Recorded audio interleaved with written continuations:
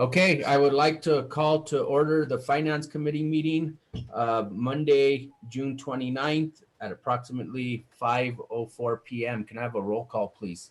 Yes, sir. Councilor Romana Beta, Here. Councilor Sidney Lindell, Here. Councilor Carol Romero Worth, Here. Councilor Renee Villarreal, Present. Councilor Jamie Cassette Sanchez. Here. You have a quorum, Mr. Chair. Okay, we have approval of the agenda. Next, do we have any changes to the agenda from staff? Mr. Chairman, yes, we'd like to pull the AJ Gallagher item, which is the last item on your agenda, and postpone that. Okay, item H. Okay. And item G. Item G.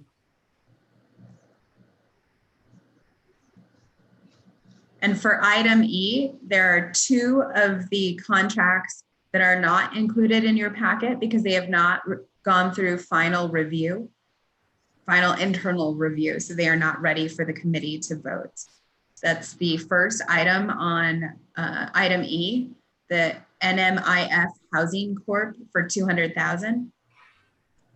And the New Mexico Coalition to End Homelessness, which is the second to last item on your list, for $180,000. So those two items will be postponed as well. But the rest of item E, we can approve. Yes, Mr. Chairman, councilors, that is correct. Those are ready. And finally, we are requesting that the tourism presentation, which is item 8, be moved to the beginning to before the consent agenda. Okay, so remind me one more time, what are we doing with G and H? Yeah, G and H, we will be postponing. Both G and H? Correct. Okay. Okay, so, okay, then let's go ahead and can I have a motion to approve the agenda as amended? Move to approve as amended. Second. Okay, can I have a roll call? Councilor Romana Beta, Yes. Councilor Sidney Lindell, Yes. Councilor Carol Romero Worth, Yes. Councilor Renee Villarreal, Yes. Councilor Jamie Cassette Sanchez. Yes. Motion passes. Okay, so then that brings us to approval of the consent agenda. Are there any items to be pulled off the consent agenda?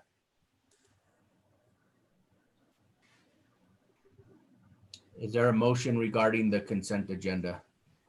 Move to approve. Second. Okay, we have a motion and a second. Any further discussion? Can I have a roll call, please? Councilor Romana Beta, Yes. Councilor Sidney Lindell, Yes. Councilor Carol Romero Worth, Yes. Councilor Villarreal, Yes. Councilor Jamie Cassette Sanchez. Yes. Motion passes. Okay, we have approval of the minutes. These are the regular Finance Committee minutes of June 15th, 2020. Are there any changes from staff? No changes, Mr. Chairman. Changes from the committee? Is there a motion? Move to approve. Second. Okay, we have a motion and a second. Can I have a roll call? Councilor Romana Beta, Yes. Councilor Sidney Lindell, Yes. Councilor Carol Romero Worth, Yes. Councilor Renee Villarreal, Yes. Councilor Jamie Cassette Sanchez. Yes. Motion passes. And the puppy? The puppy votes yes. Okay, so then that brings us to our presentation. The agenda states a tourism presentation. Mr. Randy Randall.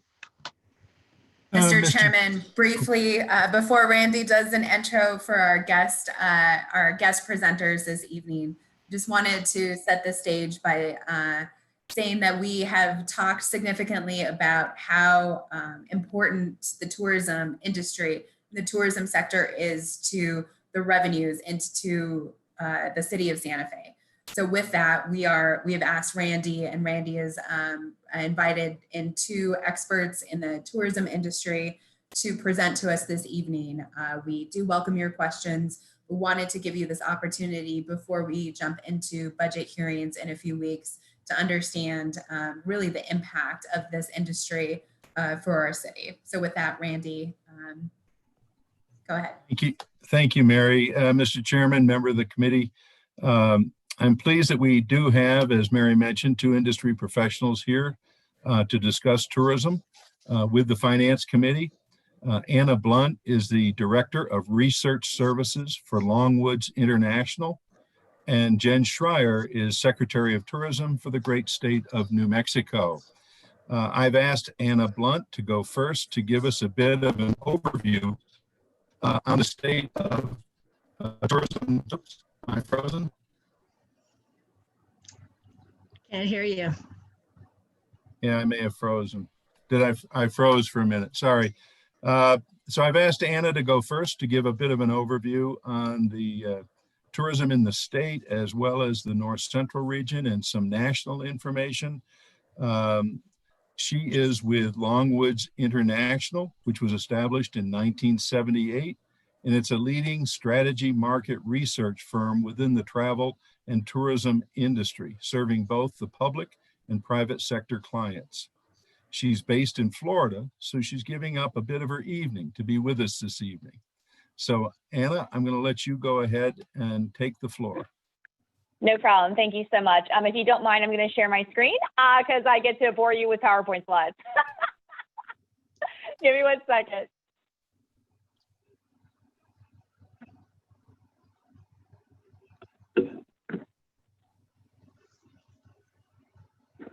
I think we're there. Yay. Okay. Can everybody see the full screen of the slide? Yes. Great. Okay, I'll go ahead and get on it. So again, I work for a company called Longwoods International. Among many of the things we do are visitation. We do visitation for the overall state of, for New Mexico, as well as New Mexico's region. I got a call and they're like, hey, we're having this meeting. Can you talk about just New Mexico overall as well, especially as the region that Santa Fe is in? And I said, absolutely, we're more than happy to. Again, the study that I'm going to be citing from is called Travel USA. Travel USA is the longest running American domestic vacation tracking study in the US. We do quarterly surveys, and for the whole overall database of almost 300,000 trips that we have every year, it's basically representative of all American domestic trips, both leisure and business. As you can see here, for the overall state of New Mexico, we have almost 2,000 overnight trips, which is what was going to be the focus of this report based on time and the fact of the importance of the bed tax and people having to stay overnight to impact that. So we have a very robust sample for New Mexico. We also have one for your region, which I'm about to show you a map that shows you technically the region that we use. We have almost 800 trips. So that starts to tell you how much Santa Fe's region actually represents the overall tourism of the whole state of New Mexico. Okay. The slide we're going to talk about first is going to be revenue. So how much do these overnight visitors bring to New Mexico? It's $4.59 billion. Again, this is just overnight. It doesn't include day. What are they spending their most money on? The top revenue here you can see is 37% comes from lodging, followed by restaurants, food and beverage, transportation, the destination, retail purchases, and recreation and entertainment are also top of sectors for spending of what people are doing for overnight trips. Again, this is for the whole state. This is also for the whole state as well. It talks about how many trips were there. So in 2019, we estimate that there were 16.4 million overnight trips to the state of New Mexico. That's up almost 1% from 2018. You can see here that you can see here again the slide that we have. That overnight visitation is 44% of your of the New Mexico visitation. A lot of states, it's only 25%. So you're doing very well. It's much more. You want to pretty much even split here. You're very close to that. So congratulations. On the bottom right hand side, you'll see that we talk about if you're staying who's with that person trip, be them adults or children. It's around a three-fourths for adults and a quarter are for children, and that is very standard for your region. Okay, this is the map that we include. So when someone says that they went to New Mexico, this map shows up and we say, hey, where in New Mexico did you go? If you look at the salmon colored option called North Central, You'll be able to see right there that there's Santa Fe in bold. That is the region that I'm going to talk to you about, and we're going to give you some profile information about overnight travelers. Before I do that, it's probably important for me to tell you I do have state and city clients in the West, as well as throughout the United States. And I will say that their advertising did pause, but they're reactivating that starting in the probably late July all the way through fall. People who are competitive destinations to you in the West are planning on advertising and hitting starting in the fall. So it will be mostly state and regional as opposed to international and things like that. It'll be closer to home to get those overnight visitors, but that is a plan of people who are definitely in your competitive set. Okay. When we talked about the regions, where do you visit? There's one little side note on this, because if I'm driving, especially in a car, I can visit more than one region of New Mexico. So when you add these up, it's a little bit bigger than the volume of total trips to New Mexico, just by the nature of the beast. You will see that you're the #2 region here, North Central. We estimate that there were 5 million overnight trips to the North Central region in 2019. So why did they come, right? You're not going to be surprised by this when I say that that it's not about visiting friends and relatives as much. You'll see here on the right side of the screen that when we look at the orange bar shows you the average for all U.S. domestic trips. You'll see the primary purpose for that at 41% is visiting friends and relatives. You're at 27%. So it is less people who are visiting for friends and relatives. Going back to the left side of the screen, we split leisure travel into 2 categories. One is visiting friends and relatives, and 2 is called marketable, and those are the light green ones here. What's a marketable trip?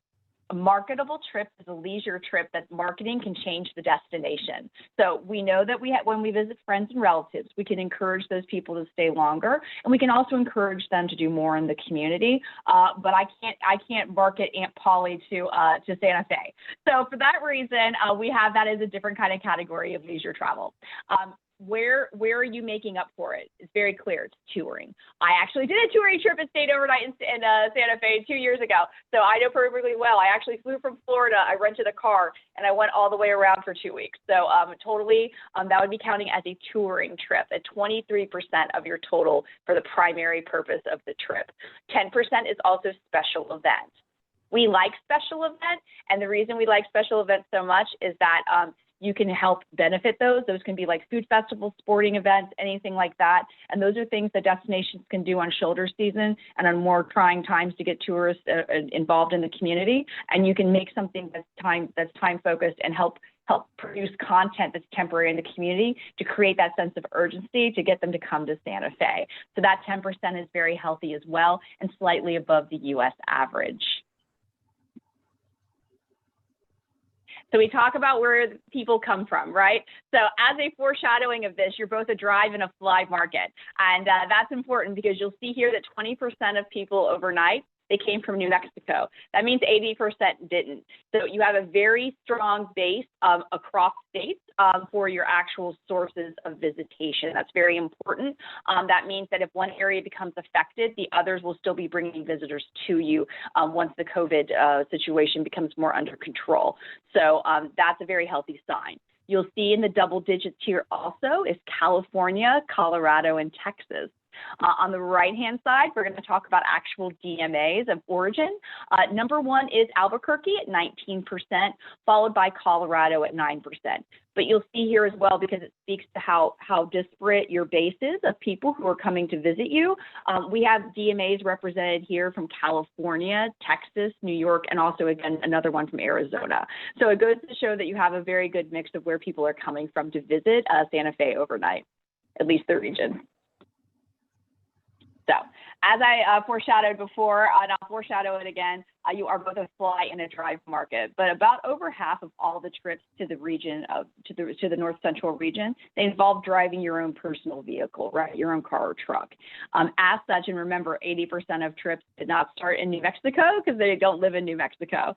The whole amount of the trip can't be spent in your region, right? They have to get there, okay? Even if they're not going to other places. So, of a trip that involved an overnight stay in the North Central region, the average length of that trip was 4.8 nights, okay? That's a full night longer than on the US average, which is fantastic. Of those 4.8 nights, 3.2 of them were spent in your region. That means that for the majority of cases, you're the primary destination on their trip. 66% of the time on average of people who went to the North Central region, 66% of that time was spent in your region. So you're not a pass-through, your primary destination. And that's a very healthy percentage there. That's 66%. And it's something that you definitely want to see. Anything below 50% is concerning. So you don't have that issue. People are coming to see Santa Fe and the North Central region. They're not just going to pass through it. When you go on a trip, sometimes you go with people and sometimes you don't. On average, people who stayed overnight in the North Central region of New Mexico, they stayed on average, they had 2.8 people with their travel party. That's statistically the same as the U.S. average. So we will say about a quarter of the people traveled alone to the region. I'm not saying they're running the streets of Santa Fe alone. They're most likely visiting business partners or people, friends and family who already live in your area, and then doing things in the community with them. If you didn't travel alone, your most likely travel party person is going to be your spouse or partner or your children. Note here that children can be adults. It just has to be a child-parent relationship to be reported on this slide. I've talked about it twice, and now I'm finally going to show you about transportation. So what do I mean that you're both a drive and a fly market? 53% of all the trips involve driving your own vehicle, but 19% were on a plane. So this means that you're a below average for the U.S. average for actually driving your own car or vehicle, and you're just in line with the U.S. average on actual flights here. So also we have 16% who said that they used a rental car. This goes to show you that there is a mix here. That mix is both good and bad news when we talk about COVID recovery, which I will mention. I will mention variables that go in towards that. We do assume, so when we did Longwood says a weekly study about traveler sentiments with COVID that we give for free to the travel industry to try to help with recovery. And on a recent one, we asked, hey, your first trip, is it going to be in 6 weeks? What is that first trip going to look like? And 40% of people were like, I'm not taking a trip. 40% of people said, yeah, I'm taking a trip and I'm driving my own car. Only 10% of people said that they were going to fly. You're looking at less than 4 or 5% of people who are going to do any kind of international travel in that 6-week period. So we do say that the driving destination is going to do better first, right? If we dove into this data, I can guarantee you that the closer people who to Santa Fe in your region, they're driving, right? So your regional partners and things like that, they are going to be returning in that method of transportation. Just because you're a little bit below the U.S. average, it doesn't mean the majority of your trips aren't involving driving your own car. So that's the first thing I will mention when we talk about COVID recovery and the impact of this data on that. This slide talks about everything short of booking on the left-hand side. So it's like, what sources of information did you consider when you were planning that trip to the region that includes Santa Fe? Number one, you're going to see here is hotel or resort at 21%. It gets interesting after that. Even though you're very low, you're pretty low for visiting friends and relatives as a primary purpose of trips. 16% of people still asked about their friends and relatives for advice, which is interesting. Very good news here. At 14% is your destination website. So 14% of people who took an overnight trip to this region, they checked a destination website. Looking at the cities that are in your region, I'm pretty much assuming that that's going to be for Santa Fe. So you have a very successful website, especially compared to the U.S. average here, which is only 7%. You've doubled it. So that's very, very good. You will see here again, too, 13%. They looked at an airline, which makes sense. Also here, 13%, they did an auto club or AAA. That is something that's going on in the West this year that wasn't there last year, and we're definitely going to monitor that for our clients to see if that's something that will stand here. At 9% down this list, you're going to see a visitor bureau or government tourism office. That is a brick or mortar office where people go into the tourism center and maybe buy attraction tickets or find a flyer or something that makes them want to go and buy some sort of travel service. So they're actually looking for things in those brick and mortar offices. On the right side, we're going to talk about a planning window. What's planning window? From the time I conceive of going to the North Central region to the time I walk out my door. Here's my planning window. further confirmation that you're both a drive and a fly market, you'll see 27% booked 1 month or less. Those are your drivers. 24% 3 to 5 months out. That's when you buy domestic airplane tickets in order to make them more affordable usually, especially if there's any kind of Southwest or Allegiant purchasing on those. So that makes sense for us again, that you do have that two distinct kind of groups of travelers. What sources did they book on? Again, number one is going to be a hotel or resort. You're doing very well compared to the U.S. average. You're 5 points above it, 34%. That means those people are paying bed tax, which is fantastic. This is followed by an online travel agency. That's the Expedias of the world. The commercial airline carrier. This is usually higher in a market that involves Southwest, because you can only book Southwest flights on their website, and you can't do that through an OTA. Again, AAA is popping out here as well. Notice here the Visitor Bureau Government Tourism Office, the brick and mortar office, is popping out here. This is telling me that the initiatives you're doing in your community for the actual kiosks or the Visit Santa Fe offices, tourists are going there and they're using that information. So that's powerful. That's a powerful tool for you to get people to spend even more money once they get into your market. On the right-hand side is going to be talking about what kind of accommodation people stayed at. Other hotel is just a function of my survey. I ask you, did you stay at a motel? Did you stay at a resort hotel? Did you stay at an other hotel? And other hotel is about 80% of all hotel properties. It's the Hiltons and Marriotts of the world. So that is going to be your number one source. Again, followed by our Friends Motel and Resort Hotel. The homes of friends and relatives is 16%. So just because your primary purpose of trip is to visit your friends and relatives, that does not mean you have to stay with them. So I always like to tell you to keep that in mind when you're visiting friends and relatives. Some of those people are paying bed taxes as well. We will note here that when we talk about the Airbnbs of the world, we don't consider that a type of accommodation. That's because for the last 2 years, you've been able to book hotel rooms on Airbnb. And also I can rent out my couch. I can rent out a yurt. I can rent out a whole apartment. I can rent out a whole house. So because we consider that a type of housing, all those different kinds of accommodation, minus the yurt, unfortunately, we have as types of accommodation. But on the left-hand side here, we have short-term rental websites. That's going to be 8% of all people who stayed in your region. They booked something through a short-term rental website like Airbnb. You're just along the lines of the U.S. average there, and you don't pop out as much as, say, in my neck of the woods, Miami would. Also, Orlando has like huge swaths of those of actual communities that all they are is Airbnb. No one actually lives there. So it's not as dominant there. Definitely something to keep an eye on.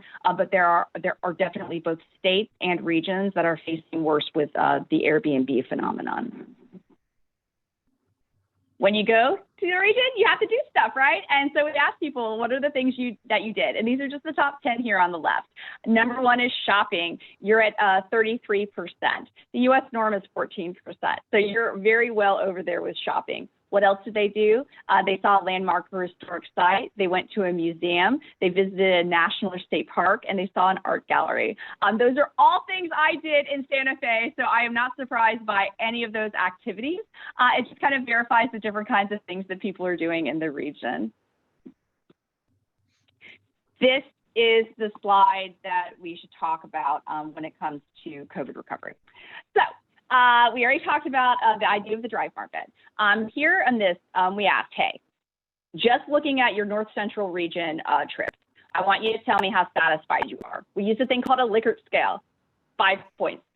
You have to say 5 out of 5 for you to register on this. So it can't be, it's not top 2 box, top box.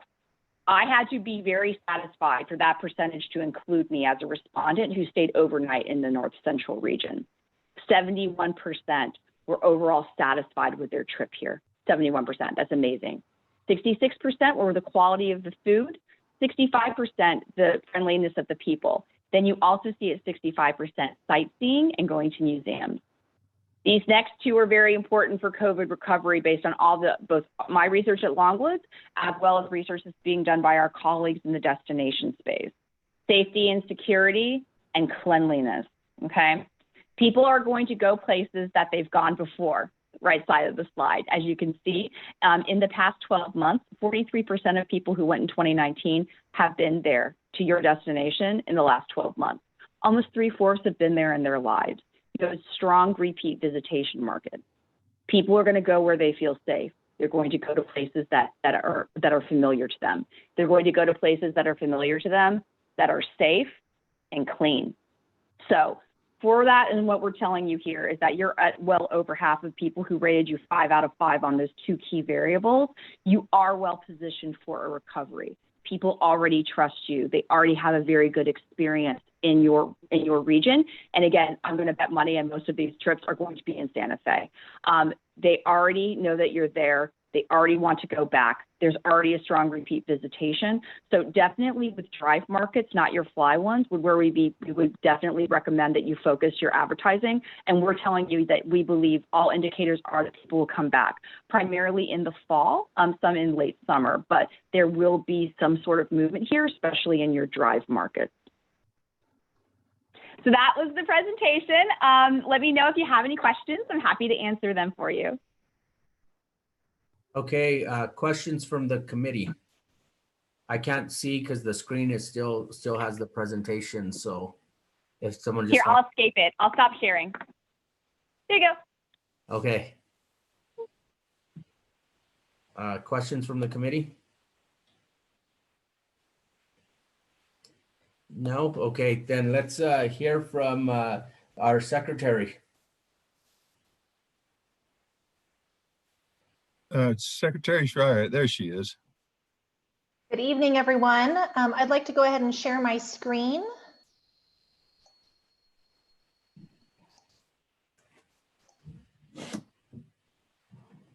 Can you see my screen now? Yes, thank you. Excellent.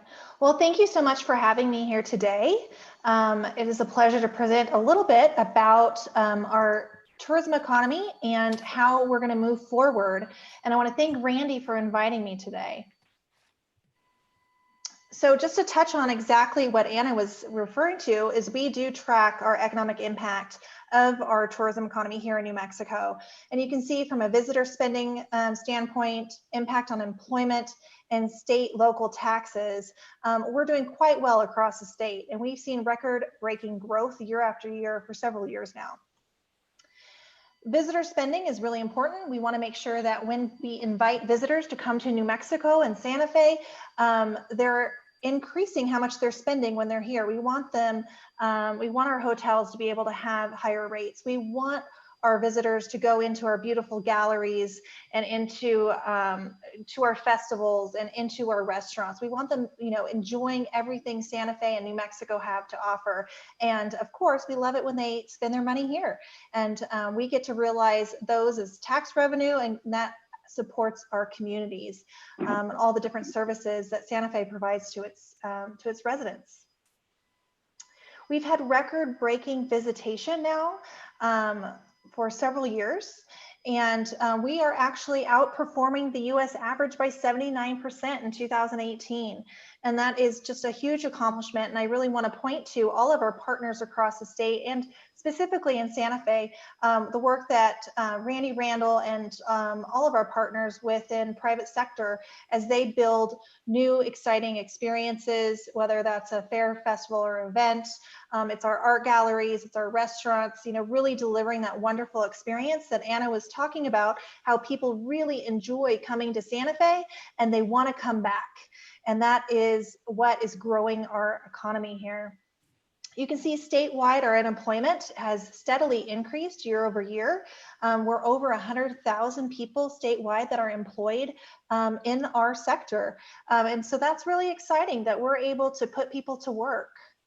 And you can see here job growth by industry throughout the state.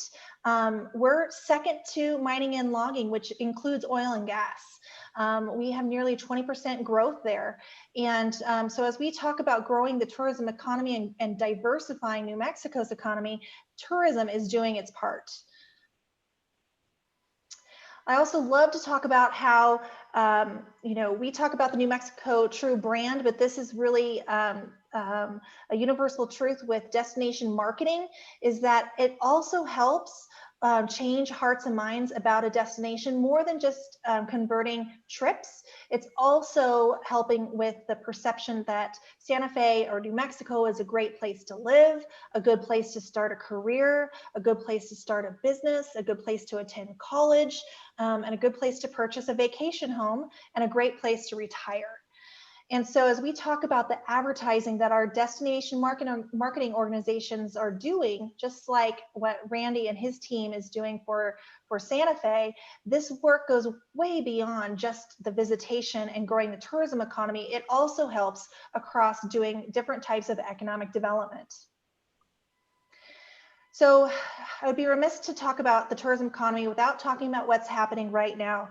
And what I know is that tourism is really going to help rebound New Mexico's overall economy. This is an industry that is elastic. It can bounce back at the appropriate time. But I want to talk a little bit about some lessons learned, because we can look at the past to get some insights about how tourism could come back. But what's really important is we look at what happens when you cut marketing and advertising. And Colorado learned a very hard lesson in 1993. They cut their advertising budget and they continued to slip year over year over year. They used to be the #1 destination, and they have slipped year over year. And even though they started advertising again, they've never regained that #1 market share. And so as we talk about coming out of this, the COVID positive times, marketing our destinations and increasing demand and building that consumer confidence is going to be critical. We also look at what happened in New Mexico during the session in 2008. And during that time, that I can speak for the state tourism department, it did not have as much marketing funds as it does now. And you can see that from when the recession started in 2008, it took nearly 5 years to recover, but it did recover. And you can also look at 9/11 and what happened with the tourism and travel industry at that time. And it came back as well, but it looked different. Travel was forever changed. And so let's talk a little bit about what is this COVID travel in a COVID positive world looks like. Well, first and foremost, we need to be wearing our masks, especially right now, and do our social distancing, because that's how we protect each other, and that's how we can keep our doors open. I'm going to talk a little bit about perceptions of what our visitors, what the general public are really thinking about when they think of travel. So this right here is hotels, what they want hotels to do. And you can see how comfortable people are with denying entry to customers or guests that have a fever. They want assurance that customer-facing employees are required to be tested for COVID-19. They want to require guests and customers to wear face masks. So you can see there's a real strong concern about safety and how safe people feel when they're in these public places. They still want to enjoy and have experiences, but they want to feel safe, and they're taking this very seriously. And you can see here, when this is the question that was posed, which of these will you likely be to do on your next trip? Anything from as simple as carrying hand sanitizer to social distancing and avoiding crowds. And what we know about New Mexico, we have beautiful wide open spaces. So when it's an appropriate time to start marketing and inviting people here, we know we have something very special to offer. But again, it's about safety. So here, I think Anna touched on this a little bit about what to expect from travelers when they do start traveling again. You're going to see a lot of people traveling by car. They do want to visit friends and family. We've been disconnected for so long, but we will see some travel by plane, but it's going to really start with those road trips. So here you can see our New Mexico occupancy rates, and I think this is by region, and you can see obviously that huge dip right when the coronavirus made its way over to the United States. But you can also see that we're coming out of it already. So I think this is the real glimmer of hope of how this industry is going to bounce back. And even right now, we have a 50% occupancy limitation per the public health order. And you can see that our occupancy rate is just hovering just below that. And so as that public health order is lifted, as it is safe for travel, we're going to see tourists come back. But again, we want to do it safely and we want to do it at the right time. Here's the National Daily Travel Index, and you can see the spikes, which are usually Friday, Saturday, of people traveling across the United States. Again, you see that big dip back in March, but it's coming back those on the weekends, especially, of people getting in their cars and taking trips on the weekends. So as we talk about moving forward, we're going to take a very disciplined approach. We're going to always make this a public health led initiative. We're going to make sure that our community safety is first.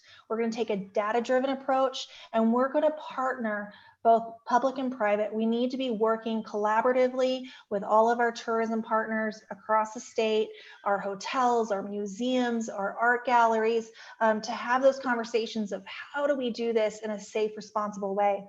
And so we're still in that step one, down at the bottom in the tangerine, safety and consumer confidence. That's the business we're in right now. Looking at COVID safe practices and putting things in place to make sure that when people come here, they don't only feel safe, but they are. So industry-led initiative, New Mexico Safe Promise, launched in June. And we also have New Mexico Safe Certified. This was a partnership with the New Mexico Association of Society of Executives. And they have put together a free online video forward training that businesses can take that are tourism businesses. Right now, we did a pilot with just the tourism businesses, and they can certify their business. And they go through the training, which includes the COVID safe practices that were developed and are part of the public health order of how businesses should be operating during COVID positive times. And this training also provides a lot of resources and some marketing incentives for those businesses to help them get back on their feet. So I encourage you to go to nmsafepromise.org and nmsafecertified.org to learn more about that program. So moving forward, I want to talk a little bit about New Mexico's competitive advantage, because I think sometimes, it's been such a rough road. Our businesses are hurting. There's a lot of discussion of like, how are we going to come out of this? And I think New Mexico has something very special. If you think about what the tourism industry realities are right now, fly trips, those are not happening as much right now at all. There's a 14-day quarantine if you do fly into New Mexico. They're likely going to be slow to rebound. International visitation has pretty much ceased. Outbound international, that has stopped as well for the most part.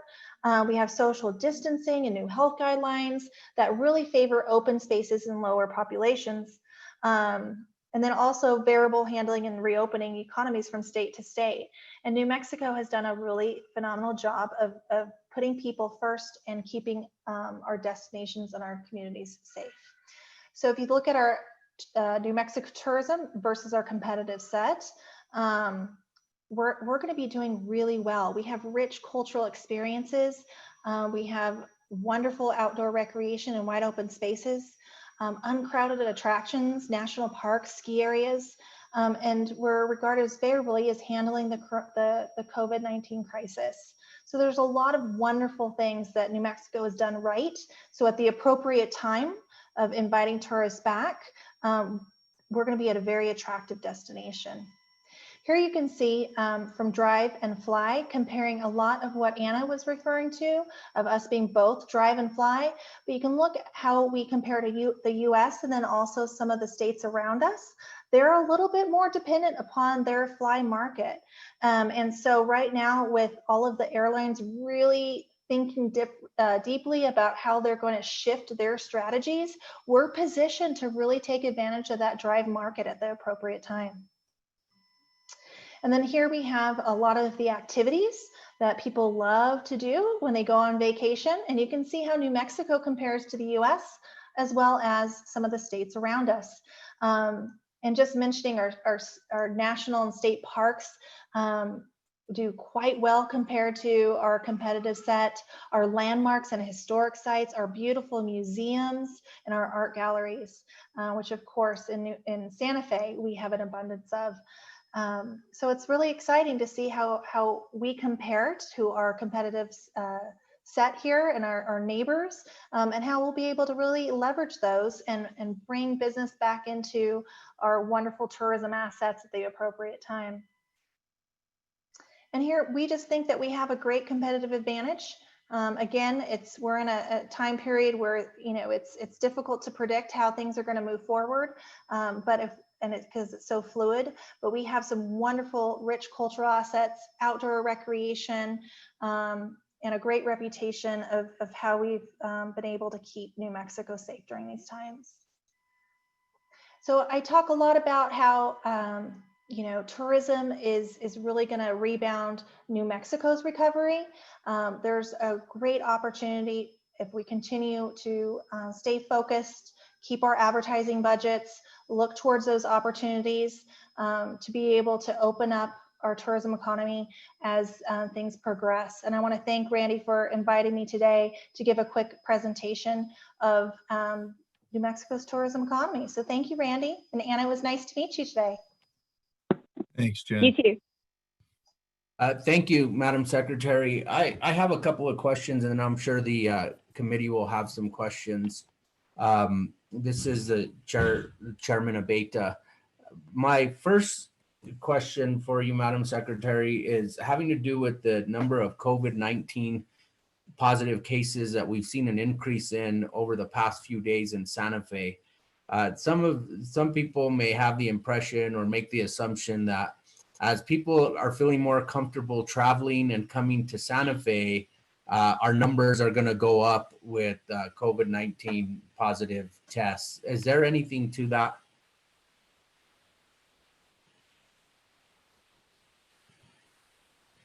Sorry about that. I forgot I was on mute. Thank you. Thank you, Chairman. Well, there are a lot of different factors, and I'm not a health professional, so I don't want to dive into an area that I'm not an expert in. However, what we do know is that there is actually less travel happening in New Mexico compared to the states around us. And so we are not seeing a huge influx of tourists right now. I think if you just drive through the plaza like I did this afternoon, you can see that we don't have a lot of people here right now. And there's other states, specifically our neighbors, that are seeing a much higher degree of tourists visiting. So as we look at what is also happening, we have a lot of our economy has opened up. We do have our restaurants open. We do have our breweries open. And we're just seeing more people move around even within our own state. So I think it's because I'm not a health professional, I'm not a scientist, and I'm not a doctor, I think I'll leave my comments at that. Mr. Thank Chair, you. on that point.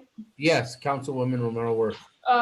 So I was on a call last week with public health experts, and they indicated that the slight uptick we've seen in some of the daily numbers are actually not related to tourism, but more to what I think they called family spread. So just offer that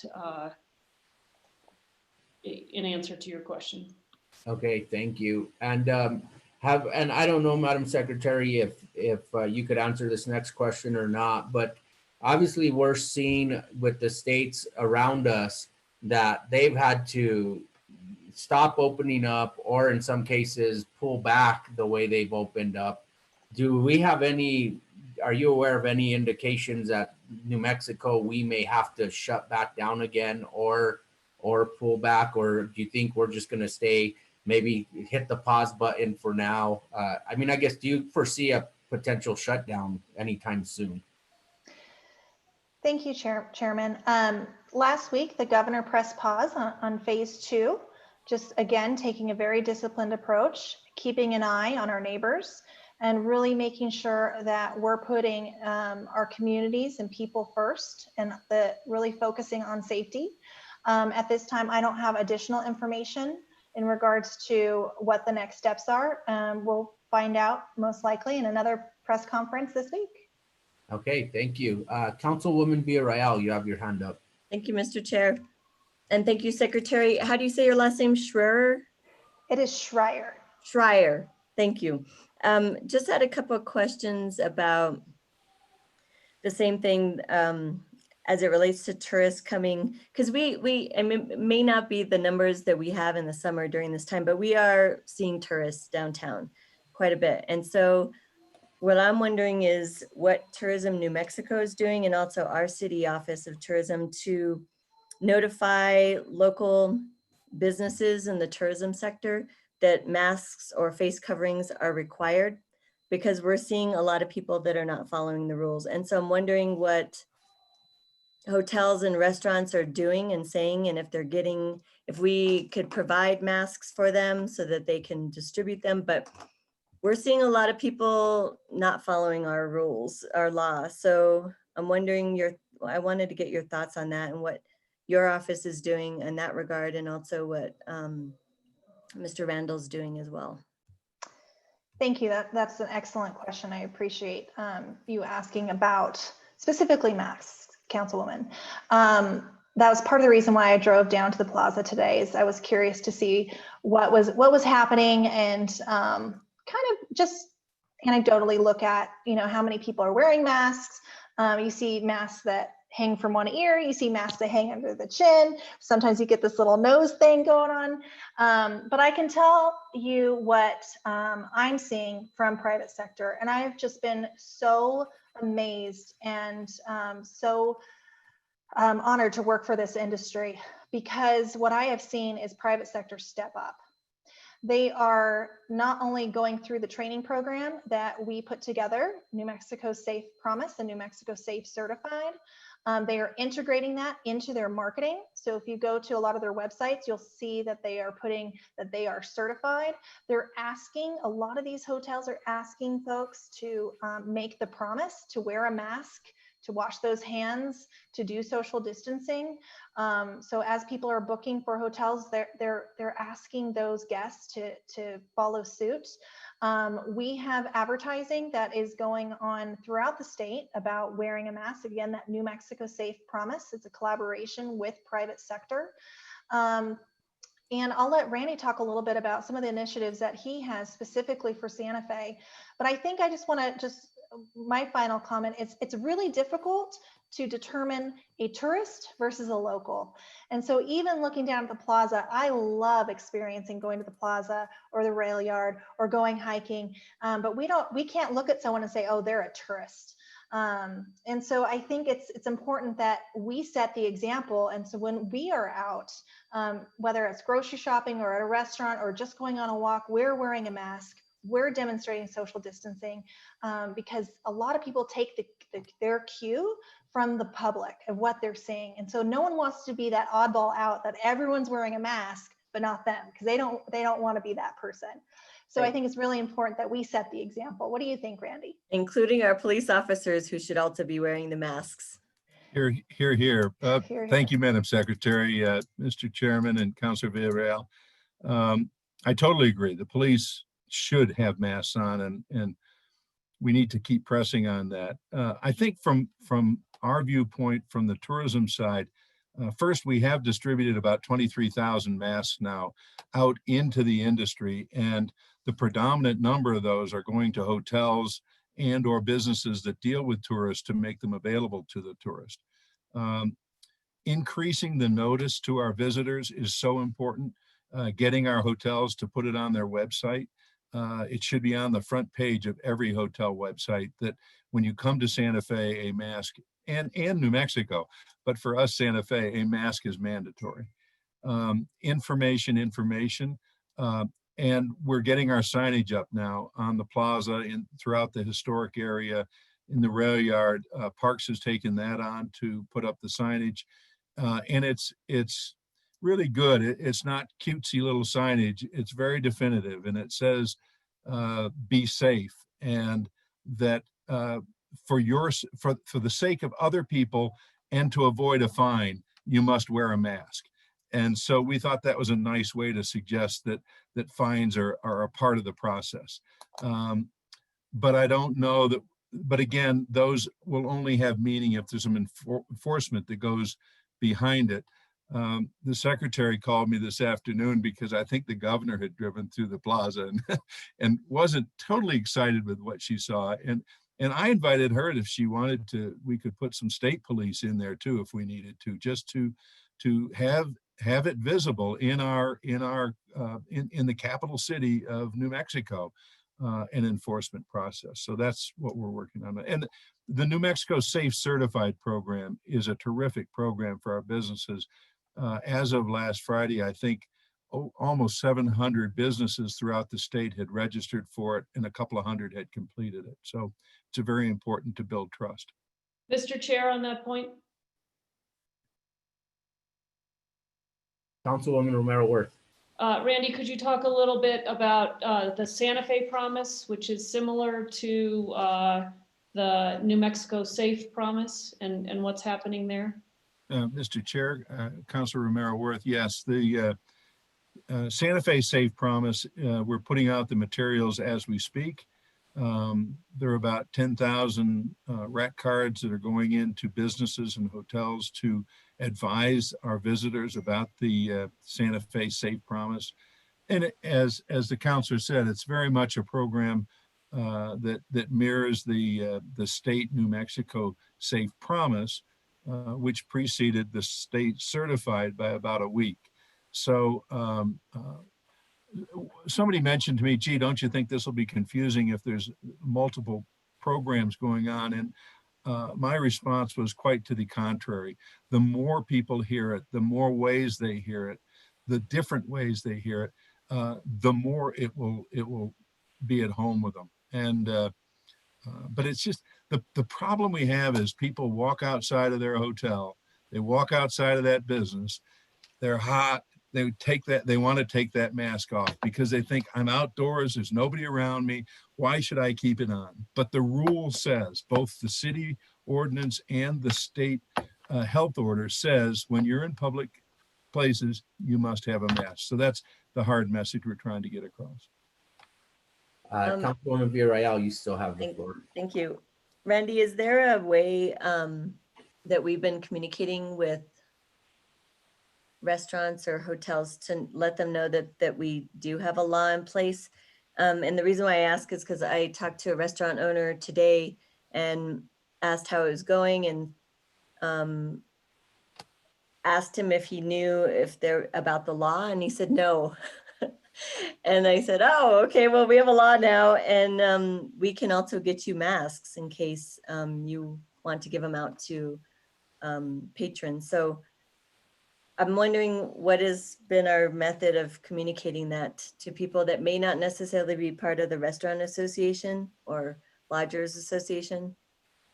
Right, Mr. Chair, Councilor, you know, we've pushed it out. We've got a list of every restaurant who is in any way associated with our website. And so we've pushed that message out to them a couple of times through that source. And I say a couple of times, I think it's 3 or 4, and probably we need to be doing it even more often.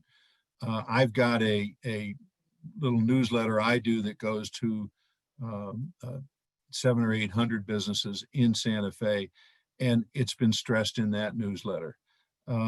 We have done it through the Santa Fe Restaurant Association, not only to their membership, but to their prospective membership list. And we've put it out through the New Mexico Restaurant Association that also has a prospective member list. And we're working with both of the active Chamber of Commerce, the Green Chamber and the Santa Fe Chamber. But each one of us could go out and find somebody who will say they don't know about it, which was the whole purpose of the creation of the New Mexico Safe Certified program, because to become certified, you must take a training course and read and understand the CSPs that are related to your business. And you have to take a quiz at the end of it. And if you fail the quiz, you get to take it again, because it's not a matter of having people fail. It's a matter of having people remember what we want them to remember through that program. And I was privileged to be on the state committee that built that New Mexico Safe Certified program, or worked on it. And I think it's a really good program that we need to push very hard for our members, because that seal is going to become a safety badge for businesses. Absolutely. Thank you. And where do we direct people for free masks to give to patrons?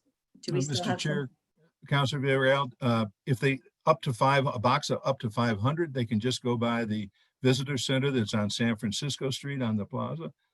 And it's not the visitor center over in the First National Bank that was run by the Chamber of Commerce. Some people have gone by there and they go, "Oh, your visitor center is closed." I said, no, wrong one.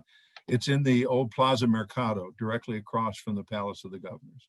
Okay. And they can go in and pick up a box of 500. If they want more than that, if you'd ask them to contact me, we didn't want a couple of businesses stripping our inventory. So I approve if people want more than 500. Okay. I'll direct them to you, Randy, then. Thank you. Please, please. Okay, Councilwoman Cassette Sanchez. Thank you very much, Mr. Chair, and thank you everybody for being here. Secretary Schreier, I was wondering if you might be able to provide us some updates on employment. I know that one of the slides was showing how much tourism drives employment in New Mexico. And I know that there have been a lot of people filing for unemployment, and I was curious if you have any data on what that looks like in the tourism sector, specifically for our region. Mr. Chair, Councilwoman, I apologize. I do not have it specifically for this region. I do know that this industry is already starting to hire people back. And because it's been such a fluid situation with the federal dollars, those incentive programs for the PPP, and those dollars being able to be used to pay for payroll, but then there was restrictions around for how long, but then they decided to extend it. So there's been a lot of changes. So it's been very difficult to keep a very sharp eye on unemployment given those changes. And then also with that additional incentive for unemployment that goes through the end of July, we're starting to see hotels hire and restaurants hire.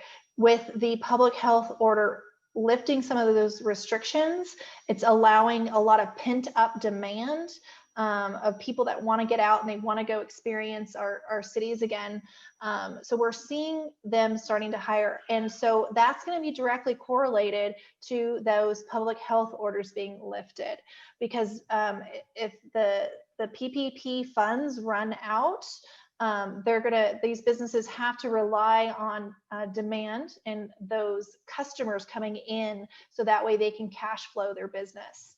And so it's just a very fluid situation, but I'm happy to come back. I'd have to sit down with Workforce Solutions and get a better detailed information specifically for Santa Fe to answer that question.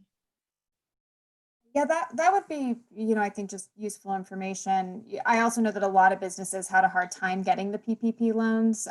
So I'm not sure how many of our businesses in Santa Fe were able to get those, and then specifically with the tourism industry. So those would be some of the other questions that I would have around that area. My other question has to do, I think we've mentioned kind of one of the things that makes me really nervous is as we're talking about, a lot of people are driving, and we are surrounded by states that are not doing a great job with their coronavirus containment. And there are requirements for a 14-day quarantine. Can you clarify, is that just for individuals who fly into our state, or is that for individuals who drive into our state as well? Currently, the public health order is a 14-day quarantine for those that fly in. During the governor's most recent press conference, she did strongly encourage those that were driving in to also quarantine in an effort to protect New Mexicans. But I think what, I want to re-emphasize is that despite the appearance of like drive market visitors, that are coming to our state, overall visitation numbers and patterns through most of New Mexico are down considerably compared to what we normally see in summer months. And so again, we're starting to see people, New Mexicans, come out and experience our restaurants and our different retailers and things of that sort. So we're seeing more cars on the road, but they aren't necessarily people driving here. So we are seeing a slight uptick in tourism, but it's not floods. It's very low. Can I follow you on that? Remember, 30% of the overnight visitation for your region is in New Mexico. So those are the people under the same, on the rules and qualifications that are going on.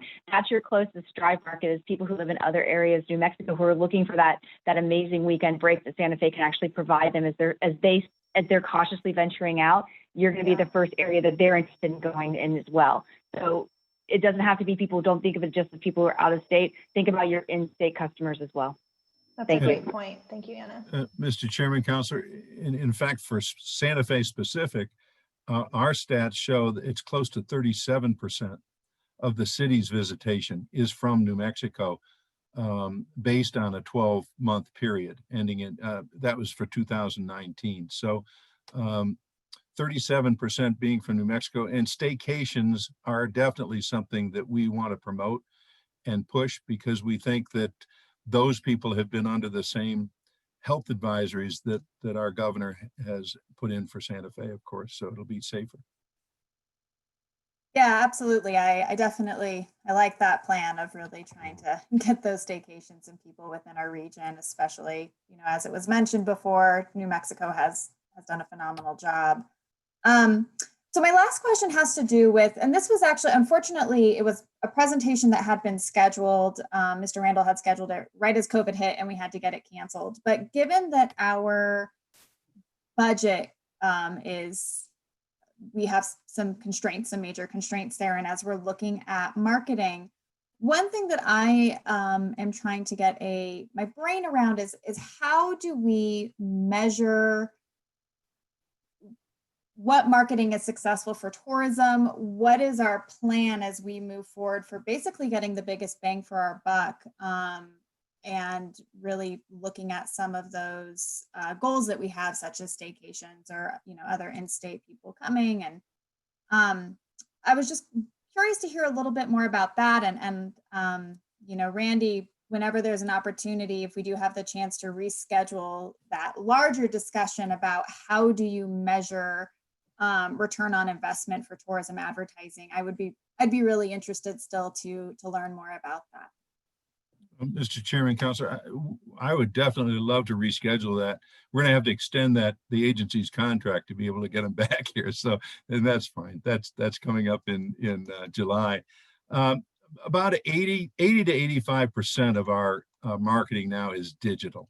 And the reason we do that is because it can be measured as to, you know, the response actually that you get from it. If you put an ad in a magazine, there's no way to know what people thought of it, how many people looked at it, whether it did us any good. So by doing this digital marketing, which there are all sorts of techniques that are really pretty technical of you know, putting banners in front of people who look at flying into New Mexico, putting banners in front of people who search for any place they want to visit in New Mexico, and we pop something up about Santa Fe in front of them. And then the amount of times that they click through with those banners are ways we measure the success. And then we know if those banners take people to our website, and then we know usually once we get to the website, we sometimes lose the tracking because they don't book through our website. We've had a booking engine there in the past, and it's been virtually unutilized. They go back to a site where they do want to book, but it's the digital marketing component and that's very trackable. But the agency is the one that needs to really explain that to you. The thing I like about it, and what gives me confidence, we don't always just keep doing the same thing over and over again. We actually measure the response that we get from one source, Adara versus other names that I had never heard of before. And if they don't work as well as other ones, we shift it. We always are trying some new ones, and we're always maintaining some of the tried and true ways that we know work. We're also shifting some of our marketing to New Mexico to try to build the staycation.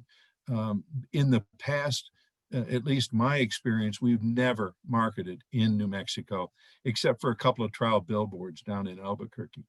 And but now we're shifting that because we do want to increase that. And frankly, our rates are much more affordable for a New Mexico visit. So there's never been a better time than now for New Mexicans to come and visit. Interestingly, the RevPAR, which is revenue per available room, is down almost 50% at this point. So that's the bad news for our hotels. It's the great news for people visiting in Santa Fe. And most of our hotels are actually offering even better rates during the week than they are on weekends right now, because they are hitting their 50% cap on weekends, but they still have availability during the week. And again, for New Mexicans to come up during the week is again, we're trying to tell them it's a great time to visit. So we're just ramping up that marketing, and we have enough funds that have been prepaid to the agency to carry us through the month of July and into about the first or second week of August before we need to start using new funds from the fiscal 21 budget. Okay, wonderful. Thank you for that. I really do appreciate, that we are taking a close look at that, as we are going to have to definitely be very smart and innovative with our money. We should always be smart and innovative with our money, of course. We got to be better. We have to really be on the dime this time. So Thank you so much, and I yield the camera. Councilwoman Romero Worth. Thank you, Mr. Chair. I just want to go back to the face masks and face coverings and point out a couple of things. One, I think we were leaders in making this local requirement, and I think if you look at the national media and some of our surrounding communities, people are now getting the message that this is one of the only tools that we have in fighting the spread. And so I think, as other people stand up and join us, that's going to help. And all of these things we're doing across the state and locally, I don't think are redundant at all. What we're trying to do is create a community norm where, as somebody said tonight, nobody wants to be the guy who's like, oh, is this okay to wear this, or is everybody doing it? And so I think we definitely need to create that. I think it was the secretary actually who said, we need to lead by example, because if we're doing it and everybody sees that that's what you're supposed to do, you're going to feel more comfortable doing that. I encourage you all to think about the effort that was put into seatbelt use. That took quite a while before people recognized that was the right thing to do. To use another example, folks using condoms, that was quite a lift to help people understand that was the right thing to do. So I think it's going to take more time. It's going to take added pressure from the community because nobody wants to be out of step. And so all of these factors are all working towards saying, look, this is something that we expect and something that's okay, and you're not, the weird person if you do this. I will also say that I've been getting a lot of emails about people concerned that they've driven through the plaza or they were on the plaza and there were all these visitors and nobody's wearing masks. So I actually drove through there on Sunday to see just for myself, sort of like the governor. And I have to tell you, anecdotally, the folks that I saw, a lot of women and children wearing face coverings, but the men, there'd be a family and the kids would have them and the moms would have them, but the dads or the men in their group would not be wearing them. And so I would just say, while we have the secretary and and Randy Randall on the meeting, I think we need to focus some efforts on advertising or, public announcements that, target men specifically, that this is, something that they should be doing and it's okay. And, it's macho or whatever it needs to be, so that they wear them. So I just want to point that out, why the secretary's on and why Randy's here with us. So thank you, Mr. Chair. That's all I had, just a comment. All right, Councilwoman Lindell. Thank you, Chair. Welcome to our guests. And of all those slides that you showed, which lots of them were terrific, and the photos are awesome. It makes me want to go to New Mexico. I think that it's really important for us to remember that this isn't forever, and no one caused it. It's not forever. Someday we will not be in a pandemic, and we can't just stay totally focused on the triage phase, that we have to also focus on the recovery phase. And there was no slide that I saw that told that story bigger and better than the one that you showed on Colorado cutting back their tourism dollars. They cut back 12 million a year, and over the course of time, it cost them hundreds and hundreds of millions of dollars, which we need to keep reminding ourselves of that and not fall into that trap of, just thinking about the urgency of this moment. We have to also plan for our recovery. And I really appreciate you showing us that slide, Secretary.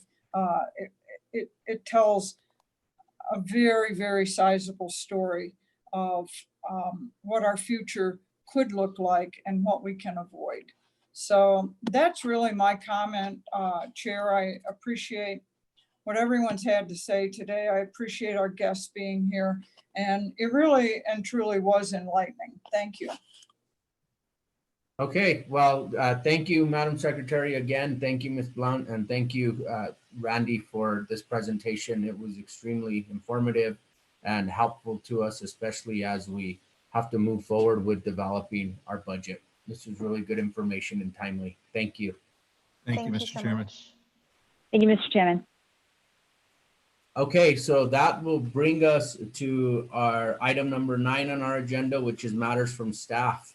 McCoy. Mr. Chairman, thank you. I just resent the dates of the July budget hearings to all of the counselors, so you can add those to your agenda.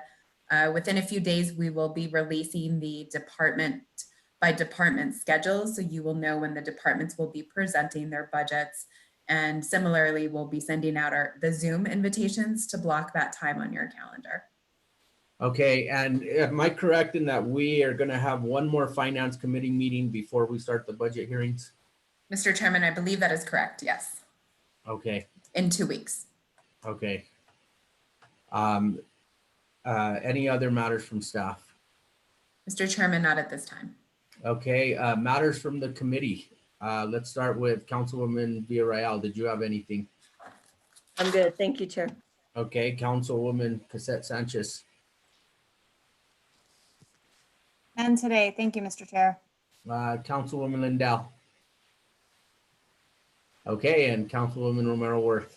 I'm just looking at this budget schedule. So our next, excuse me, Finance Committee meeting, I believe, is July 20th, according to the agenda.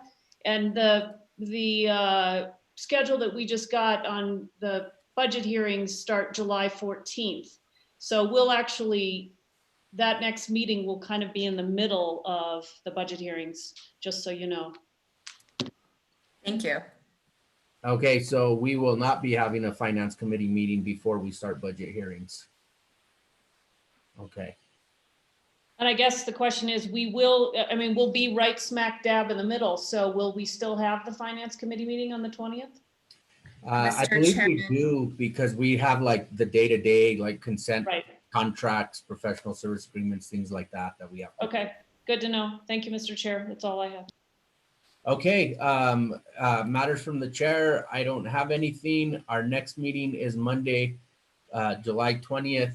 But like Councilwoman Romero Worth just said, we will be knee deep in budget hearings by that time. So, okay. And then Mary, just before I adjourn, Councilwoman Cassette Sanchez had sent some questions she had in prepping for the budget. And I would just encourage the other committee members to do the same. If we have questions, things that we really want to know or find out before the budget hearings, we can send those emails to you, Mary. Mr. Chairman, yes, that is correct. We encourage that. Okay, great. Then we are adjourned. Thank you. Good night, everyone. Good night.